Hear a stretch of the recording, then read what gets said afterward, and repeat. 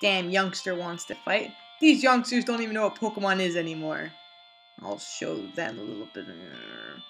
Oh, hello there. Let me just put this away. Sorry about that. Just playing some Pokemon on a nice Tuesday afternoon. Because what else do you do on a Tuesday afternoon? Anyways, hi. My name is Julie Alexander, and I live in Toronto, Canada. And I am applying for the editor position at IGN, which is in San Francisco, which is a little bit farther away from my home, but also a little bit farther away from the crack these days. Toronto's become really popular over the past couple of weeks because our mayor has an alleged crack addiction. So, yeah, it might be good to get out of here for a bit, just till everything cools down with the drug dealers. Anyways, I guess I should tell you a little bit about myself. I'm a freelance writer based out of Toronto, like I said.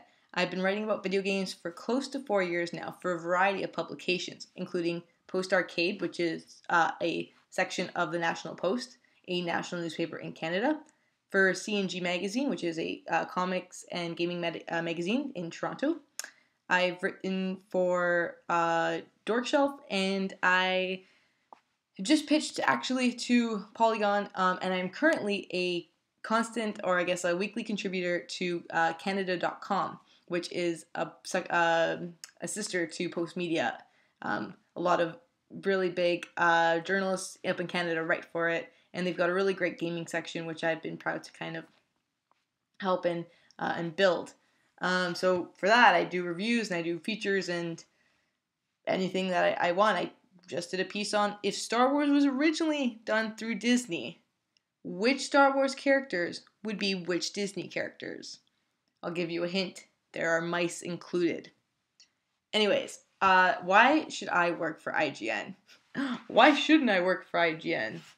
I think IGN does a really good job of staying true in media, and I think one of the best things that IGN has done, and why I think they continue to be so successful, is because IGN believes strongly in breaking news and getting news right, and in personalities. And I think you can hear the personalities, whether it's through written content or through videos, and I think that's what readers and fans keep coming back for us, because they connect with the staff at IGN, and I know that's why I keep coming back. And I feel like, Giant Bomb kind of does the same thing, and Penny Arcade, and it's why these publications and these entities are around for as long as they are.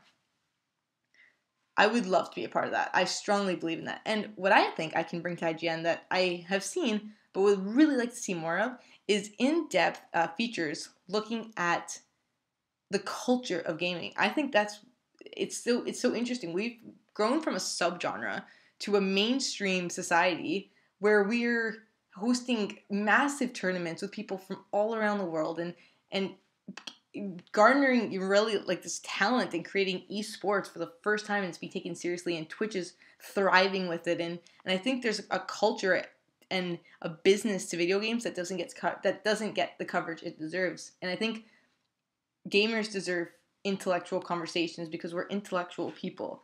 And I would love to be able to bring that to the round table and to create conversations between, casual gamers and hardcore gamers and non-gamers and just fans of the genre, because that's what we all are at the end of the day. We're all fans. And that's why we continue to do what we do, and that's why we love what we do.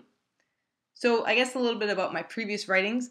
I've done reviews quite a bit, and I understand deadlines. I graduated from Humber's journalism school, and that was a 3-year program, got my diploma, writing for the Toronto Sun, which Steve Tilley writes for. Steve Tilley from Reviews on the Run and EP up here in Canada. And so I understand how strict deadlines are, and I understand why they need to be strict, and I understand embargoes. I don't like embargoes, but I understand embargoes. I think I also understand how to separate journalism from PR, which you don't see a lot of, I think, in games journalism. I think we need to see that more, where you separate it, where I'm not promoting Assassin's Creed, as I say that with the flag behind me. But I will tell you why I like Assassin's Creed and why I think Assassin's Creed could be better and what I think it needs to do to be better. But IGN isn't just about games. And I mean, I love everything about IGN, including their non-game coverage. I mean, I love their comics coverage. Thanks, Joey. Okay. I love their coverage and finding out stuff about, video game developers and stuff that you wouldn't know about. I mean, I learned a lot from Polygon as well, but, I learned that Ken Levine read this book. It's backwards, I know, but if you can read it, that's really cool. And this book was what inspired him to write or include some of the BioShock Infinite plot details, which, as we know now, are some of the greatest plot details, or some of the worst, or whatever your opinion is on BioShock. And yeah, I guess, I love my games. I got some Borderlands. I got some Golden Sun, because again, Tuesday afternoon, what else are you gonna do? I mean, yeah, it's nice out, but pollen and wasps and sweat from exercising. I don't know. TV shows. I love talking about TVs and I love talking about movies, and I've written reviews for both, and I've written cultural pieces on both and examining the culture behind that. And I think that's what really intrigues me about this medium. I think there's this deeper subculture that doesn't get enough coverage, and I would love to bring that. I also love, and IGN's been doing a really good job of it, but I think we need to see more indie stuff. I think indies are taking over. I think Microsoft and Sony, and I'm hoping to see this next week at E3, but I think Microsoft and Sony are catering towards an indie group, an indie developer base, because that's where all the fans are flocking to, right? I'm from Toronto. Drinkbox Studios, I mean, they are amazing. And Guacamelee was one of the best games I played in the longest time. I can't remember a game that and now that being said, I haven't picked up Remember Me today yet. Maybe I'll do that. Maybe I'll go outside and fight off the heat and go get a game and come back into my air-conditioned house. But I can't remember games that I've loved more in the past year than Guacamelee, and maybe a little bit older, but Binding of Isaac, and just these types of games that draw you back in. I mean, those are your favorite. Especially when you're reviewing games as much as you are, the ones that you really enjoy are the ones that you keep being drawn back to. I think I'm also a little bit funny. Yeah, maybe a little bit forced. But I think Canadians are funny in general. I think we're funny looking. I think we kind of smell funny. But we're also pretty funny. I mean, Martin Short is awesome. Jason Bateman, Michael Cera, Will Arnett. I'm just naming off Arrested Development people because it's one of the best shows. And if you're like me, you were a little bit disappointed with the first half of Season 4. But that's why we have Season 1, 2, and 3 to go back to. I know, DVDs. What? It's like having a VHS. It's just what?